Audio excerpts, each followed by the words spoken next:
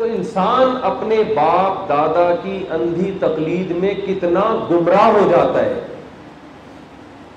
یہی چیز آپ کو دوسرے باطل مذہبوں میں بھی نظر آئے گی.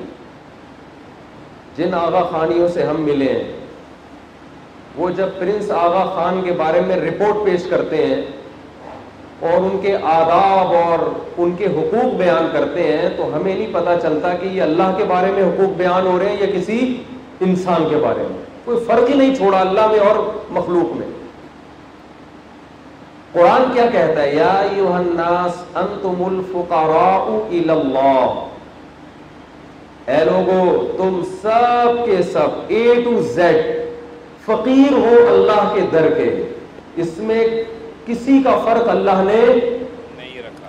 بولے نا بھائی, نہیں رکھا. ایک جیسے فقیر ہیں, سب محتاج.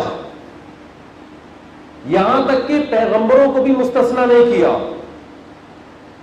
اس کائنات میں ہمارا عقیدہ ہے سب سے بڑا مقام محمد صلی اللہ علیہ وسلم کا ہے, لیکن آپ صلی اللہ علیہ وسلم کو حکم دیا گیا کہ اے نبی آپ اپنی ذات کے بارے میں اعلان کر دیں.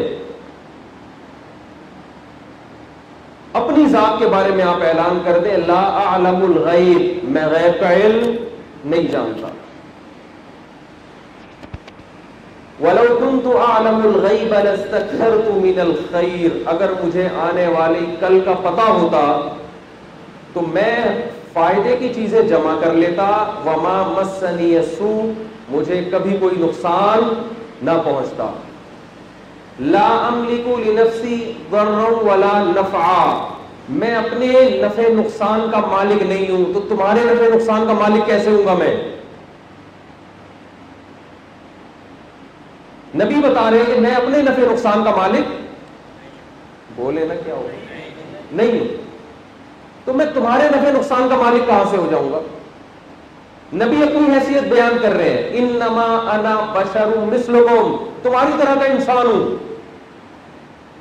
مشرکین مکہ نے آپ صلی اللہ علیہ وسلم کی نبوت کو ماننے سے انکار کیا. دلیل کیا دی ہے؟ ان کے ہاتھ میں سونے کے کنگن کیوں نہیں ہیں؟ یہ معاشرے کے غریب اور مسکین کیوں ہیں؟ لولا انزل هذا القرآن على رجل من القريتين عظیم, یہ قرآن قوم کے کسی سردار پہ نازل کیوں نہیں ہوا, ایک یتیم اور مسکین پہ نازل کیوں ہوا؟ اور ان کے لیے انگور اور کھجوروں کے باغات کیوں نہیں ہیں؟ فتفجر الانہار خلالها تفجیرا, یہ ہاتھ سے اشارہ کرے اور نہریں بہنا شروع ہو جائیں. ان کے ہاتھ میں, ان کی انگلی میں اتنی طاقت کیوں نہیں ہے کہ ادھر زمین کو اشارہ کرے اور ادھر نہریں بہنا شروع ہو جائیں؟ یہ جو کہتے ہیں کہ آسمان سے ایک فرشتہ آتا ہے کتاب لے کر, تو یہ تو پیغمبر ہیں, ان کو فرشتے کے انتظار کی کیا ضرورت؟ یہ آسمان پہ جا کے ہمارے سامنے آسمان پہ چڑھ کے ڈائریکٹ کتاب کیوں نہیں لے آتے؟ میں سمجھا پا رہا ہوں اپنی بات؟ یعنی یہ تو پیغمبر ہے نا, ان کے لیے تو سونے اور چاندی کے محل ہونے چاہیے, نہیں ہے تو یہ اشارہ کرے بن جائیں. ان تمام باتوں کا جو آپ صلی اللہ علیہ وسلم نے جواب دیا, یہ جواب بھی ہو سکتا تھا میں کوشش کرتا ہوں. کیا جواب ہو سکتا تھا بھائی میں کوشش کرتا ہوں انگلی سے اشارہ کروں اور نہریں بہنا شروع ہو جائے. میں کوشش کرتا ہوں اشارہ کروں اور میرے دائیں طرف کھجور کا اور بائیں طرف انگور کے باغات پیدا ہو جائے. میں کوشش کرتا ہوں آسمان پہ جانے کی اور آسمان سے کتاب لے کے آ جاتا ہوں. جبریل کے انتظار کی ضرورت نہیں رہے گی. لیکن قرآن نے حکم دیا کہ اے نبی جب مشرکین آپ پر یہ اعتراض کریں تو آپ ان کو جواب میں کہیں قل سبحان ربی, اے نبی ان سے کہہ دیجئے سبحان ربی, میرا رب ہر عیب سے پاک ہے. انسان عاجز ہے, وہ یہ کام, میں نے رب ہونے کا دعویٰ, خدا ہونے کا دعویٰ نہیں کیا, میں نے پیغمبر ہونے کا, اللہ کا سفیر ہونے کا دعویٰ کیا ہے. خدائی دعوے میں نے, بول لینا بھائی, نہیں کیے میں نے خدائی دعوے. یہ خدا کرتا, میں تھوڑی کر سکتا ہوں یہ. اب آپ بتائیے, دیگر مذہبوں میں انسانوں کی حیثیت اور خدا کی حیثیت میں فرق چھوڑا ہے کسی نے؟ کوئی فرق نہیں. حاجات پوری کرنے کے لیے, ایک سوال کا جواب دے کے میں آگے بڑھتا ہوں. لوگ کہتے ہیں آپ صلی اللہ علیہ وسلم نے انگلی کے اشارے سے چاند کے 2 ٹکڑے بھی تو کیے ہیں. یہ تو کسی کے بس میں نہیں ہے. تو یہ خوب سمجھ لیں, معجزہ جو پیغمبر کے ہاتھ پہ صادر ہوتا ہے اس کا کرنے والا پیغمبر نہیں ہوتا, بلکہ کون ہوتا ہے؟ اللہ کی ذات. پیغمبر کا محض ہاتھ استعمال ہوتا ہے, کام کرنے والا کون ہے؟ اللہ. پیغمبر کو اختیار نہیں ہوتا. اس کی مثال آپ نے قرآن میں پڑھا ہوگا, حضرت موسیٰ علیہ السلام لاٹھی کو سانپ بنا دیا کرتے تھے, پڑھا ہے نا؟ لیکن حضرت موسیٰ کو لاٹھی کو سانپ بنانے کا اللہ نے اختیار, بولنے پر گورنمنٹ نے پابندی لگائی ہے, اللہ نے اختیار نہیں دیا تھا. اب دیکھیں, اب آواز آئی نا. پہلی مرتبہ جب حضرت موسیٰ کے ہاتھ میں لاٹھی سانپ بنی ہے, یہ تذکرہ اللہ نے سورہ طٰہٰ میں کیا ہے. حضرت موسیٰ علیہ السلام فرعون کے مظالم سے تنگ آ کر مدین کی طرف نکلے. ابھی نبوت نہیں ملی آپ کو. مدین میں آپ نے 2 لڑکیوں کی خدمت کی, بیچاری دور کھڑی ہوئی تھی, ان کو پانی پلایا. ان لڑکیوں نے اپنے والد کو جا کے بتایا ایک ایسے مسافر نوجوان ہے جس نے ہماری بہت زیادہ خدمت کی. ابا غیرت مند تھے, انہوں نے کہا اس مسافر کو بلاؤ, میں اس کی اجرت دوں گا. جو غیرت مند ہوتا ہے وہ چاہتا ہے میری کوئی خدمت کرے تو میں اس کو اس کا معاوضہ دوں, اور جس میں غیرت نہیں ہوتی وہ کہتی چلو کر لی, اچھی بات. لڑکیاں میں سے ایک آئی حیا کے ساتھ, موسیٰ علیہ السلام سے کہا ان ابی یدعوک لیجزیک اجر ما سقیت لنا, میرے ابا نے آپ کو بلایا ہے, آپ نے جو ہماری خدمت کی ہے ابا اس کا کمیشن دینا چاہتے ہیں آپ. حضرت موسیٰ چلے گئے, بھائی مسافر ہوں, کھانے پینے کا کوئی انتظام ہو جائے. جب وہاں گئے ہیں تو ابا نے حضرت موسیٰ علیہ السلام سے جب ملاقات کی تو ان کو لگا کہ یہ نوجوان صحت مند بھی ہے اور امانت دار بھی. بیٹیوں کی طرف نظر اٹھا کے نہیں دیکھ رہے, خدمت بھی کر رہے ہیں, نظر بھی جھکی ہوئی ہے. تو داماد میں 2 ہی چیزیں ہونی چاہیے, ایک صحت اچھی ہونی چاہیے داماد کی, اور امانت دار ہو. اللہ کا خوف ہوگا تو بیوی کے حقوق ادا کرے گا. پولیس کے کہنے سے کوئی بیوی کے حقوق ادا, بولے نا, نہیں کرے. یورپ نے, امریکہ نے قوانین بنا دیے, مردوں پر لازم کر دیا کہ عورتوں کے حقوق ادا کریں, لیکن پھر بھی بولو نہیں.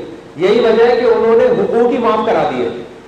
انہوں نے کہا کہ شوہر کے ذمے بیوی کا نان نفقہ ہے ہی نہیں, کیونکہ ان کو پتا تھا کہ پولیس کے ذریعے یہ حقوق ادا کرنا ممکن نہیں ہے, تو اتنے حقوق رکھو جتنے افورڈ کر سکتے ہو. لہذا انہوں نے کہا کہ بس اتنا حق ہے کہ بس میوچل انڈرسٹینڈنگ سے آپ ایک گھر میں رہ سکتے ہیں, اس سے زیادہ میاں بیوی کے ایک دوسرے پہ حقوق ہے ہی نہیں. تو یہ کیا حقوق ہوا بھائی؟ یہ کوئی حقوق ہوا؟ اس کو حقوق کہتے ہیں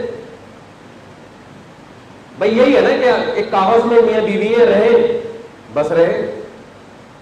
ہمارے یہاں تو بہت سارے حقوق ہیں. بیگم شوہر کی اجازت کے بغیر گھر سے باہر نہیں جا سکتی, اور گیس بجلی کا بل کس کے ذمے ہے؟ شوہر کے ذمے. واپسی پہ انڈے لیتے ہوئے آنا کس کے ذمے ہے؟ شوہر کے ذمے. جب آ رہا ہے تو بھائی انڈے لیتے آئیں, دہی لیتے آئیں, 1 پاؤ دودھ لیتے آئیں. تو وہاں جو حقوق ہے نا وہ ہے ہی نہیں, اس لیے کہ وہ ہر کام پولیس سے کرواتے ہیں, اور پولیس کے ذریعے میاں بیوی ایک دوسرے کے حقوق ادا نہیں کر سکتے. یہ تو اللہ کا خوف ہوگا تو ادا کریں گے. تو ان لڑکیوں کے والد نے دیکھا کہ یہ نوجوان صحت مند بھی ہے اور دیندار بھی, تو داماد میں یہ 2 کوالٹی, صحت اچھی ہوگی تو کما لے گا, کچھ نہ کچھ کر لے گا. تو ان کے والد نے کہا انی اريد ان انکحک احدی بنتی ہاتین, میں چاہتا ہوں اپنی 2 میں سے ایک بیٹی کا نکاح آپ سے کرتا ہوں. یہ میرا ٹاپک نہیں ہے لیکن یہ بڑا دلچسپ واقعہ ہے, اس کو میں 2-3 پوائنٹ اس میں ہائی لائٹ کروں گا. میں کتنے آرام سے ابا نے فیصلہ کر لیا کہ ان میں سے ایک کا نکاح کس سے کرنا ہے. میں نے کوئی استخارہ نکالا؟ بولو بھائی ہمارے یہاں تو 6 مہینے استخارے نکلتے ہیں نا, پازیٹیو نیگیٹو الٹی سیدھی چیزیں آتی رہتی ہیں اس میں. فوراً فیصلہ کیا, بھائی دیانتدار بھی ہے, صحت مند بھی ہے, جوان آدمی ہے, ٹھیک ہے, اور ہمیں ضرورت بھی ہے گھر میں, بیٹا نہیں تھا ان کے کوئی. موسیٰ علیہ السلام نے فوراً کہا قبول ہے. حضرت موسیٰ نے بھی نہیں کہا کہ میں پہلے کیا نکالوں گا, استخارہ نکالوں گا, میں مشورہ کروں گا اپنی والدہ سے, پہلے میں مصر جاؤں گا, واپس ریلیٹیو ہے میرے ان سے مشورہ کروں گا, پھر لڑکی والے آئیں گے, پھر لڑکے والے آئیں گے, پھر منگنی ہوگی, پھر یہ ہوگا, اور پھر ٹوٹ جائے گی منگنی, پھر کیا ہوگا. یہی ہوتا ہے. کتنے آرام سے انہوں نے کہا لیکن مجھے ضرورت ہے گھر میں بیٹے کی, کوئی بکریاں چرانے والا نہیں ہے, شرط یہ ہے الا ان تأجرنی 8 حجج, 8 سال بکریاں چرانی ہیں آپ نے. 8 سال سے پہلے آپ کو یہاں سے جانے کی اجازت نہیں ہے. حضرت موسیٰ نے فوراً ہاتھ بڑھایا اور فرمایا ذالک بینی و بینک, میرے اور آپ کے درمیان ایگریمنٹ ہو چکا ہے, میں 10 سال بکریاں چراؤں گا, لیکن آپ کی بیٹی کس کے نکاح میں ہے؟ میرے نکاح. کتنے آرام سے ہو جاتا تھا معاملہ. یہ اسلام کی سادگی ہے. آپ کو یہ سادگی کسی اور مذہب میں نظر نہیں آئی. ہمارے دوست یورپ میں, انہوں نے کہا یہاں جو عیسائی لوگ مذہب کو فالو کرتے ہیں ان کے ہاں پیدا ہونا اتنا مسئلہ نہیں ہے جتنا مرنا مسئلہ ہے. مرنے میں اتنا خرچہ ہو جاتا ہے. میت کے لوگ آ رہے ہیں, بیٹھ رہے ہیں, ان کا اکرام. اسلام نے موت کتنی آسان رکھی ہے. مر گیا بھائی فوراً غسل کفن کر کے دفن کرو, دعا مانگو اور سارے پتلی گلی سے بولو نکل گیا, ختم, خلاص, چلو. کوئی گھر میں دیگیں نہیں پکیں گی, کوئی قرآن خوانی نہیں ہوگی, کچھ بھی نہیں ہوگا. نہ کوئی تیجا ہے, نہ کوئی 40واں ہے, نہ کوئی برسی ہے. یہ تو ہماری بنائی ہوئی چیز ہے, اسلام میں تھوڑی ہے یہ. حضرت ابو بکر کا انتقال ہوا, حضرت عمر نے کتنی دیگیں پکائی تھی؟ بولے نا بھائی, کہیں تمبو نظر آتا ہے کہ حضرت عمر نے تمبو لگایا ہو, ٹینٹ لگایا ہو, لوگ آ رہے ہیں, حضرت ابو بکر کے فضائل سنا کے جا رہے ہیں, اور پھر تیجا ہو رہا ہے, پھر یہ تو ہماری بنائی ہوئی چیزیں.